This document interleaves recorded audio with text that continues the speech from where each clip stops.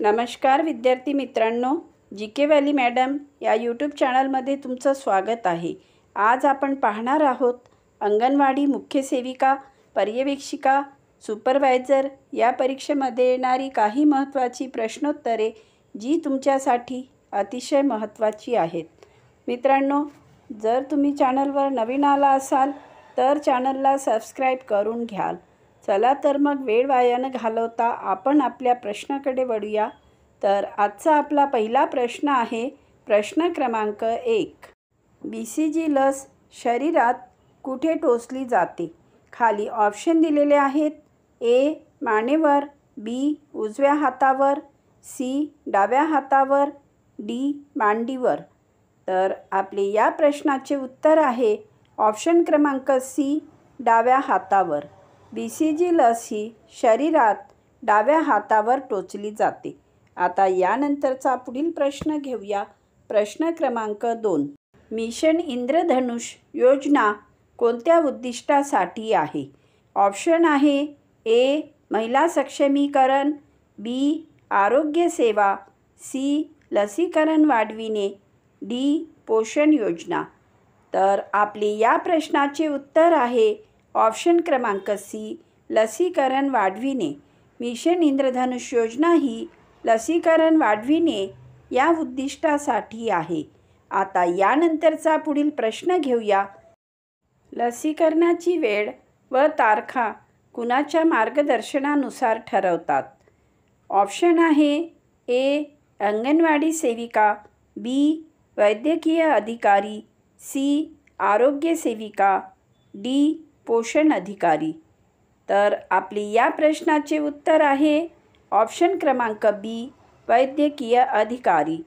लसीकरणाची वेळ व तारखा वैद्यकीय अधिकारी यांच्या मार्गदर्शनानुसार ठरवतात।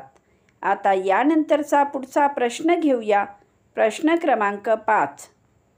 खालीलपैकी कोणती लस तोंडाने दिली जाते? ऑप्शन आहे A BCG, B polio, C DPT, D tetanus. तर आपले या प्रश्नाचे उत्तर आहे ऑप्शन क्रमांक B पोलिओ। पोलिओ ही लस तोंडाने दिली जाते। आता यानंतरचा पुढील प्रश्न आहे प्रश्न क्रमांक 6। MR लस दिल्यानंतर किती वेळासाठी मुलांचे निरीक्षण करणे आवश्यक आहे? ऑप्शन आहे A 30 मिनिटे, B 1 तास, C 2 तास, D 4 तास। तर आपले या प्रश्नाचे उत्तर आहे ऑप्शन क्रमांक B 1 तास। MR लस दिल्यानंतर 1 तासासाठी मुलांचे निरीक्षण करणे आवश्यक आहे।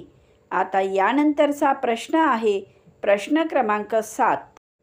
लसीकरणाच्या शिबिरांमध्ये मुख्यतः कोणती लस दिली जाते? ऑप्शन आहे A पोलिओ लस, B MR लस, C DTP लस, D सर्व। तर आपली या प्रश्नाचे उत्तर आहे ऑप्शन क्रमांक D सर्व। लसीकरणाच्या शिबिरामध्ये पोलिओ लस, MR लस, DPT लस या तिन्ही लसी दिल्या जातात। त्यामुळे आपले या प्रश्नाचे उत्तर आहे ऑप्शन क्रमांक D सर्व। आता यानंतरचा पुढील प्रश्न आहे प्रश्न क्रमांक 8। कोणत्या लसीचे बूस्टर डोस 5 वर्षाच्या मुलांना दिले जातात? ऑप्शन आहे A polio, B MR, C DPT, D typhoid. तर उत्तर आहे ऑप्शन क्रमांक C DPT। DPT या लसीचे बूस्टर डोस 5 वर्षाच्या मुलांना दिले जातात। आता यानंतरचा पुढील प्रश्न घेऊया। प्रश्न क्रमांक 9। पोलिओ लस किती वेळा दिली जाते? ऑप्शन आहे A 1 वेळ, B 2 वेळा, C 3 वेळा, D 4 वेळा। तर उत्तर आहे ऑप्शन क्रमांक D 4 वेळा। पोलिओ लस ही 4 वेळा दिली जाते। आता यानंतरचा पुढील प्रश्न आहे प्रश्न क्रमांक 10। पोलिओ लस दिल्यानंतर 1 तासानंतर मुलांमध्ये कोणती लक्षणे दिसू शकतात? ऑप्शन आहे ए. गोंधळ, बी. शरीराची उष्णता, सी. रक्तदाब कमी होणे, डी. असंवेदनशीलता. तर उत्तर आहे ऑप्शन क्रमांक बी. शरीराची उष्णता. पोलिओ लस दिल्यानंतर 1 तासानंतर मुलांमध्ये शरीराची उष्णता वाढणे ही लक्षणे दिसू शकतात. आता यानंतरचा पुढील प्रश्न आहे प्रश्न क्रमांक 11. पोलिओ लस कधी दिली जाते? ऑप्शन आहे ए. जन्माच्या तासात, बी. 2 महिन्यांच्या वयात, सी. 6 महिन्यांच्या वयात, डी. 9 महिन्यांच्या वयात. तर या प्रश्नाचे उत्तर आहे ऑप्शन क्रमांक बी. 2 महिन्यांच्या वयात. पोलिओ लस ही 2 महिन्यांच्या वयात दिली जाते. आता यानंतरचा पुढील आणि महत्त्वाचा प्रश्न घेऊया. प्रश्न क्रमांक 12. लसीकरणाच्या मोहिमेसाठी कोणते महत्त्वाचे प्रशिक्षण घेतले जाते? ऑप्शन आहे ए. लोकांना माहिती देणे, बी. डॉक्टरांची तयारी, सी. Health वर्कर्ससाठी, D. सर्व. तर आपले या प्रश्नाचे उत्तर आहे ऑप्शन क्रमांक डी. सर्व. लसीकरणाच्या मोहिमेसाठी लोकांना माहिती देणे, डॉक्टरांची तयारी, हेल्थ वर्कर्स हे सर्व प्रशिक्षणे घेतले जातात. त्यामुळे आपले या प्रश्नाचे उत्तर आहे ऑप्शन क्रमांक डी. सर्व. आता यानंतरचा पुढील प्रश्न आहे प्रश्न क्रमांक 13. लसीकरणाचे प्रमाणपत्र काय दर्शवते? ऑप्शन आहे ए. मुलांच्या लसीकरणाचा डोस, बी. बालकाचे नाव, सी. बालकाच्या वयाची माहिती, डी. सर्व. तर उत्तर आहे ऑप्शन क्रमांक डी. सर्व. लसीकरणाचे प्रमाणपत्र मुलाच्या लसीकरणाचा डोस, बालकाचे नाव, बालकाच्या वयाची माहिती हे सर्व दर्शवतात. त्यामुळे आपले या प्रश्नाचे उत्तर आहे ऑप्शन क्रमांक डी. सर्व. आता यानंतरचा पुढचा प्रश्न आहे प्रश्न क्रमांक 14. पोलिओ लसीने कोणते रोग रोखता येतात? ऑप्शन आहे ए. गोवर, B. Malaria, C. Polio, D. पिलिया. तर उत्तर आहे ऑप्शन क्रमांक सी. पोलिओ. पोलिओ लसीने पोलिओ हा रोग रोखता येतो. आता यानंतरचा पुढचा प्रश्न आहे प्रश्न क्रमांक 15. लसीकरण शिबिरात अधिकाधिक लोकांना कसे आकर्षित करता येईल? ऑप्शन आहे ए. फलक आणि बॅनर लावून, बी. चांगली आरोग्य तपासणी, सी. रेशन कार्डद्वारे माहिती देणे, डी. सर्व. तर उत्तर आहे ऑप्शन क्रमांक डी. सर्व. लसीकरण शिबिरात फलक आणि बॅनर लावून, चांगली आरोग्य तपासणी करून, रेशन कार्डद्वारे माहिती देऊन लोकांना आकर्षित करता येते. त्यामुळे आपले या प्रश्नाचे उत्तर आहे ऑप्शन क्रमांक डी. सर्व. आता यानंतरचा पुढचा प्रश्न आहे प्रश्न क्रमांक 16. मुलांसाठी बूस्टर डोस कधी दिला जातो? ऑप्शन आहे ए.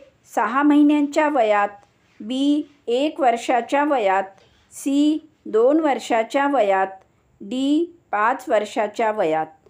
तर उत्तर आहे ऑप्शन क्रमांक डी. 5 वर्षाच्या वयात. मुलांसाठी बूस्टर डोस हा 5 वर्षाच्या वयात दिला जातो. आता यानंतरचा पुढचा प्रश्न घेऊया. प्रश्न क्रमांक 17.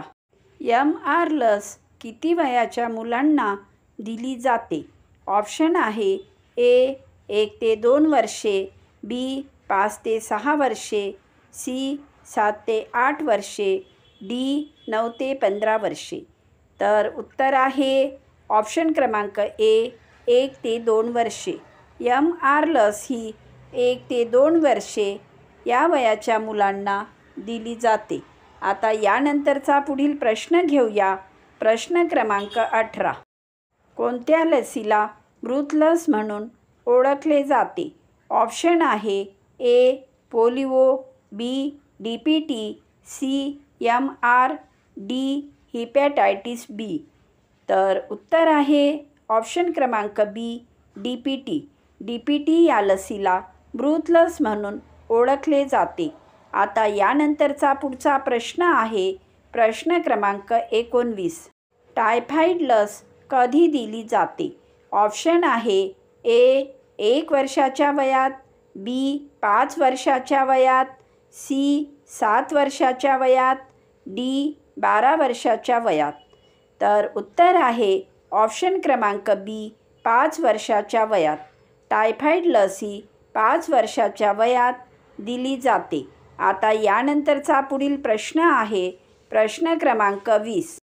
लसीकरण अभियानाची योजना कोणते मंत्रालय तयार करते? ऑप्शन आहे ए आरोग्य आणि कुटुंब कल्याण मंत्रालय, बी महिला आणि बाल विकास मंत्रालय, सी ग्रामीण विकास मंत्रालय, डी संरक्षण मंत्रालय. तर उत्तर आहे ऑप्शन क्रमांक ए आरोग्य आणि कुटुंब कल्याण मंत्रालय. लसीकरण अभियानाची योजना आरोग्य आणि कुटुंब कल्याण मंत्रालय तयार करते.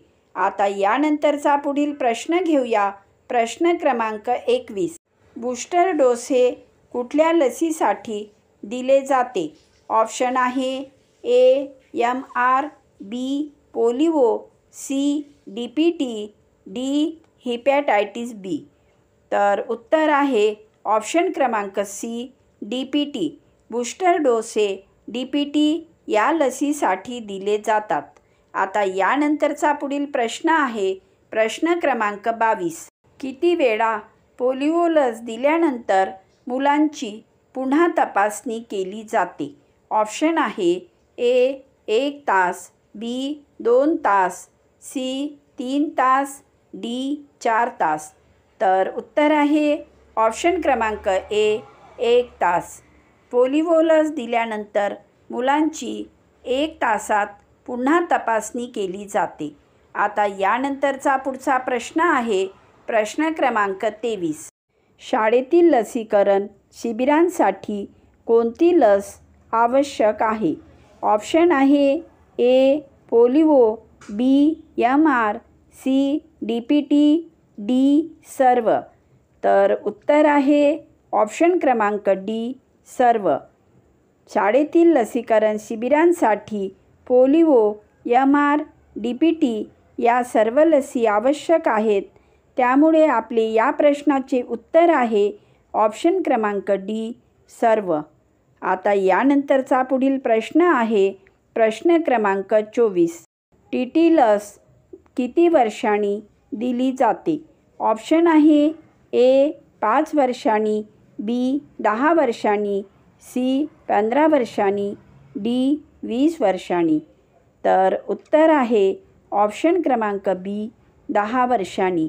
TT लस 10 वर्षांनी दिली जाते. आता यानंतरचा पुढचा आणि शेवटचा प्रश्न आहे प्रश्न क्रमांक 25. पोलिओ लसचे प्रमाण किती वयाच्या मुलांसाठी दिले जाते? ऑप्शन आहे ए 0 ते 6 महिने, बी 0 ते 1 वर्ष, सी 0 ते 5 वर्ष, डी 0 ते 10 वर्ष. तर आपले या प्रश्नाचे उत्तर आहे ऑप्शन क्रमांक सी 0 ते 5 वर्ष. पोलिओ लसचे प्रमाण 0 ते 5 वर्ष वयाच्या मुलांसाठी दिले जाते. मित्रांनो, जर तुम्हाला आमचा हा व्हिडिओ आवडला असेल तर व्हिडिओला लाईक करा, चॅनलला सबस्क्राईब करा, व्हिडिओला शेअर करा आणि बेल आयकॉन प्रेस करायला विसरू नका, जेणेकरून तुमच्यापर्यंत आमचे असेच अभ्यासाचे नवनवीन व्हिडिओ भेटत राहतील.